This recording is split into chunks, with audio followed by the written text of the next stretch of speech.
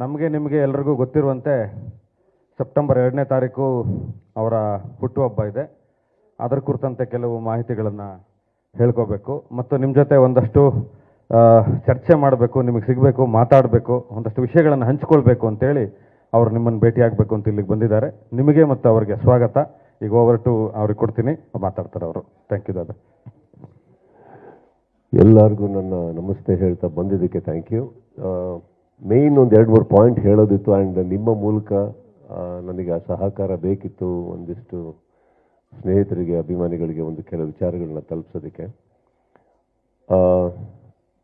ಭಾಳ ಒಂದು ಗಂಭೀರವಾದಂಥ ವಿಷಯ ಇಲ್ದಲೇ ಇರ್ಬೋದು ಈ ಮೊದಲನೇ ಟಾಪಿಕ್ಕು, ಆದರೆ ಭಾಳ ಇಂಪಾರ್ಟೆಂಟ್ ಆಗಿರೋದ್ರಿಂದ ನಾರ್ಮಲ್ ಆಗಿ ಒಂದು ಬರ್ತ್ಡೇ ಅಂತ ಬಂದಾಗ ಏನಾಗುತ್ತೆ, ಮನೆ ಹತ್ರ ಎಲ್ಲರೂ ಸ್ನೇಹಿತರು ಸೇರ್ತಾರೆ, ತುಂಬ ಜನ, ಅದು ಹೋಗ್ತಾ ಹೋಗ್ತಾ ವರ್ಷಗಟ್ಟಲೆ ಜನ ಜಾಸ್ತಿ ಆಗ್ತಾನೆ ಇದ್ರೆ ಹೊರತು ಕಮ್ಮಿ ಅಲ್ಲ. ಅದು ಖುಷಿಯಾಗಿ ಒಂದು ಆಶೀರ್ವಾದ ಅಂತ ಅನ್ಕೋತೀನಿ. ಬಟ್ ಈ ವಿಚಾರ ಏನಕ್ಕೆ ಹೇಳಕ್ಕೆ ಬಂದೆ ಅಂದರೆ, ಲಾಸ್ಟ್ ಇಯರ್ ಇದೇ ಥರ ವಾಪಸ್ ಸೇರಿದಾಗ ಆಲ್ಮೋಸ್ಟ್ ಅರೌಂಡ್ ಗೊತ್ತಿಲ್ಲ ಅರೌಂಡ್ 26,000 ಆಡ್ ಪೀಪಲ್, 34,000 ಏನೋ ಆಗೋಗಿದ್ರು ಲಾಸ್ಟ್ ಟೈಮ್ ಬರ್ತಾ. ಅದು ಕ್ಯೂ ಹೋಗ್ತಾ ಹೋಗ್ತಾ ತುಂಬ ಜಾಸ್ತಿ ಆಗಿ ಇನ್ನೊಂದು ಬ್ಯಾರಿಕೇಡ್ ಹೊರದು ತೊಂದರೆಗಳಾಗಿ ತುಂಬ ಗೊಂದಲಗಳಾಯಿತು ಮನೆ ಹತ್ರ.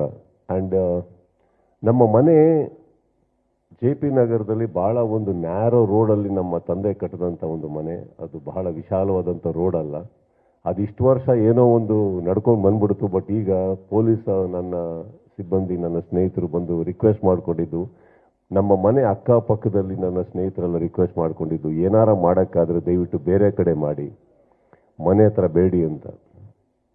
ಸೊ ಎಲ್ಲಿಗೆ ಅಂದರೆ, ಒಂದು ಕೆಲವು ವರ್ಷಗಳ ಹಿಂದೆ ನಾನು ಈ ಹೂವು ಕೇಕ್ಸ್ ಅನ್ನೋದೇನಿದೆ ಅದೆಲ್ಲ ಕಟ್ ಮಾಡೋದಕ್ಕೋಸ್ಕರ ನಾನು ಮಾಡಲ್ಲ ಅಂತಂದಾಗ ಮನೆ ಹತ್ರ ತುಂಬ ಗಲಾಟೆಗಳಾಗಿತ್ತು.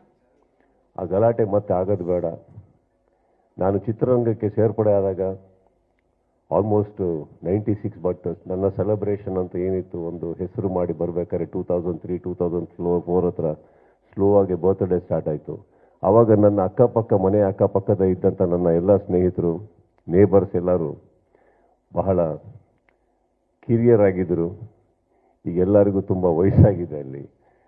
ಸೊ ಎಲ್ಲರ ರಿಕ್ವೆಸ್ಟ್ ಏನಂದರೆ ಯಾರಿಗೂ ತೊಂದರೆ ಬೇಡಿ ಅಂತ. ಆ್ಯಂಡ್ ನನ್ನಿಂದ ಯಾರಿಗೂ ತೊಂದರೆ ಆಗೋದು ಮೊದಲನೇದಾಗಿ ಇಷ್ಟ ಇಲ್ಲ, ಬಟ್ ಸ್ನೇಹಿತರಿಗೆ ಸಿಗಬೇಕು ಅನ್ನೋದೊಂದು ಆಸೆ ಇದೆ.